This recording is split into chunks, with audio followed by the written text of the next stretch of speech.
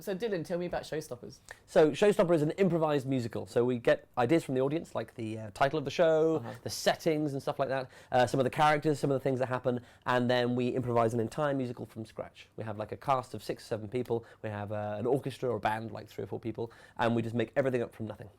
Was it your idea? Was it another person's idea? Who came up with that? Well, improvised musicals have been around for a while. I mean, the idea of improvising stuff generally. In fact, in the UK at the moment, there's this massive resurgence of improvised shows. So like Showstopper, Ostentatious, there's a bunch of other shows that are really doing well. So generally it's done better, but the actual history of improv, like of comedy improv and theatre improv, is decades and decades old. Actually, it's hundreds of years old. It's commedia dell'arte. But specifically, the idea of improvising songs was made popular, I don't know, 15, 20 years ago. Philip Pelly was in one of the earliest versions of that, like 15, 20 years ago. But then about 8 years ago, we started our particular sort of troupe, and we took it to, well, we think to another level. And why did you guys choose to do that, personally? It became out of a load of work we were doing with a guy called Ken Campbell. So, yeah. Ken Campbell, big theatrical genius, an amazing guy who's a big influence on lots of the people in the company. We worked with him for a long time. And whilst we were working for him, he was always for pushing the boundaries. We were doing improv for him, but he didn't care about improv. He cared about doing amazing theatre. So he said, right, why don't you just do something extraordinary? Well, why don't you make it as good as a real musical? Why don't you do choreography like it was choreographed by the great choreographer? Why don't you make it directed like it's an astonishingly brave direction? A lot of improv can be like people talking to each other and trying to be funny and not brave enough to be really theatrical. And he just didn't understand why you'd bother with that. So his whole push was to do that. Well, we tried it for a while, and we really pushed the boundaries of what we thought was possible, and had lots of fun doing it. And kind of it was on the basis of that we thought actually we'd start a standalone show and really see if we could make something look more or less like a real musical. You're the second act that I'm interviewing who was inspired by Ken Campbell. Who's the other one? Nina Conti. Oh, of course, Nina. Oh, yeah, exactly who I was, in fact, just talking to the other day. Yes, Nina's great. Cool. So you guys going to show me some improv? Yes, let's do that. Cool. We're going to reset the cameras, and then we're going to do some stuff. We're going to create like a mini musical. Okay. So what you're going to do is just provide us with some ideas. So start off with the setting. Can you give us like a setting? And I know you're interested in like stuff that's happening now. So give us anything you like from like contemporary news, anything you want. A setting for our musical. Football pitch. A football pitch, fantastic. It's set on a football pitch. Okay, great. And who's the lead character in the musical? Luis Suarez. It's going to be Suarez. Fantastic. Okay, so it's going to be a football pitch, which in Brazil, therefore?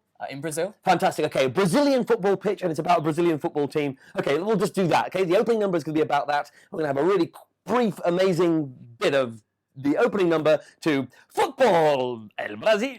Very good.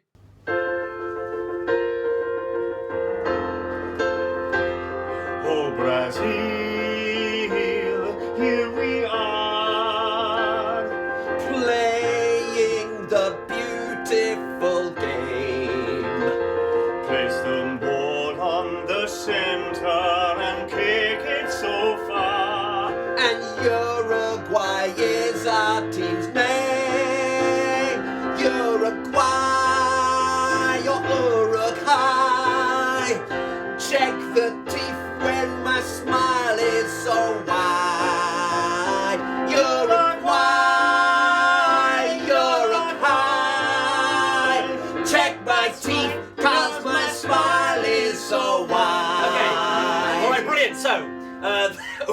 Apologies to all the Uruguayans. So now Luis Suarez, he comes forward, of course, and what's he troubled about? What's his big problem? Well, he's a bit hungry, ain't he? Oh, he's hungry. Okay, fine. I want to do the hungry thing. Right. Okay, and what is he hungry for? A football player, it's got to be. Okay, fine, all right, we're going to go straight forward. Actually out. Okay, he comes out and he's hungry for a football player, for the Italian football player whose name I don't know. What do you know the name? I have no idea. Fine. The hairy guy. Well, yeah, the hairy guy. We'll call him the hairy guy. The The hairy guy Italian football player. He's so we're now going to do a lonely number of Suarez, and he's thinking about how he really just wants to eat the shoulder of an Italian footballer. Every hairy guy. Go.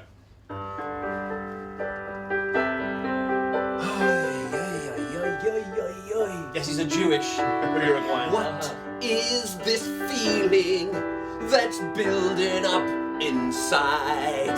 There's something in my body and I cannot hide. There's a hunger that is growing and I need to eat. And it's got to be the defender who I meet on the street. Yeah, Luis Suarez, Luis Suarez, dressed up and going for a bite. Yeah, my teeth are shiny and FIFA will find me, but they are not whiter than white. Now, the hairy man approaches. Now, what's a hairy man's attitude to Luis Suarez? What's his thing? Oh, he is a little bit camp. He's enormously camp. The camp, camp, powerful. Like the referee. Like the referee, okay. Yeah. Hairy man comes along. And what is his emotion when he sees Luis Suarez who wants to eat him? First, it's one of love. Oh, love! Fantastic. Yeah. Okay, start Okay. with you fall in love with him immediately. Okay, go for it, hairy man. Okay.